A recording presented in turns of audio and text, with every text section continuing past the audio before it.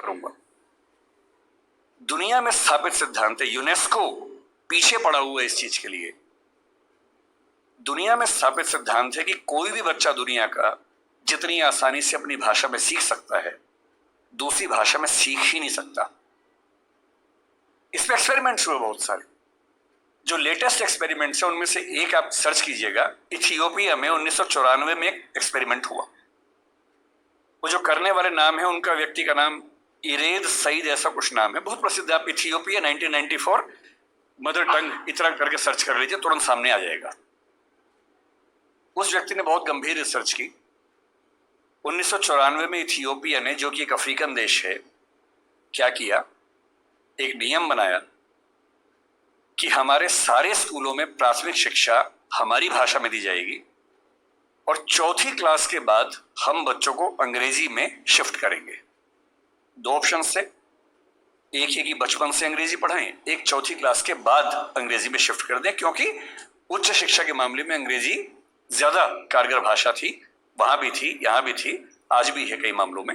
इतना ही चेंज किया कि नर्सरी से नहीं पढ़ाएंगे, चौथी क्लास तक पढ़ाएंगे अपनी भाषा में, अंग्रेजी भी हल्का फुल्का सिखाते रहेंगे, और जब अंग्रेजी में एक ठीक ठाक स्तर आ जाएगा फिर मीडियम चेंज कर देंगे।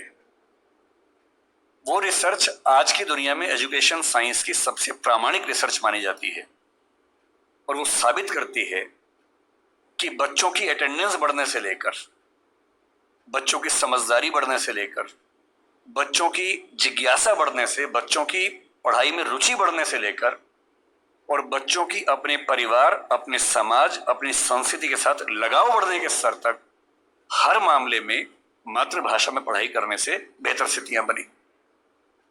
मैं फिर कह रहा हूं, ये बात हिंदी की नहीं है, ये मराठी की भी है, तेलुगु की भी है, तमिल की भी है। मुझे दया आती है उन बच्चों पर, जिनमें मेरा बच्चा भी शामिल है। मैं भी उसी समाज की पैदाइश हूं, उसी समाज के दबाव मुझ पर भी काम करते हैं। और ये रिसर्च मैंने संयोग से अपने बच्चे की प्राथमिक शिक्षा के बाद पढ़ी, पहले पढ़ी होती तब भी मैं क्या करता, दिल्ली में आपको एक अच्छा स्कूल मिलेगा ही नहीं जो मातृभाषा में पढ़ाता हूं।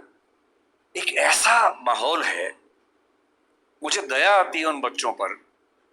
वो घर में जब 9-10 महीने के होते हैं या 3 साल के जब होते हैं, तब वो स्कूल जाना शुरू करते हैं। 2.5 साल का बच्चा अपनी भाषा में कॉम्प्लेक्स सेंटेंसेस बनाना सीख जाता है अपने आप, बिना एक शब्द भी पढ़े लिखे। आप घरों में देखिए छोटे बच्चों को, अच्छे से वाक्य बोलेंगे। और 2.5 साल का बच्चा तो नए वाक्य बनाने लगता है, वो भी जटिल वाक्य, सरल वाक्य नहीं।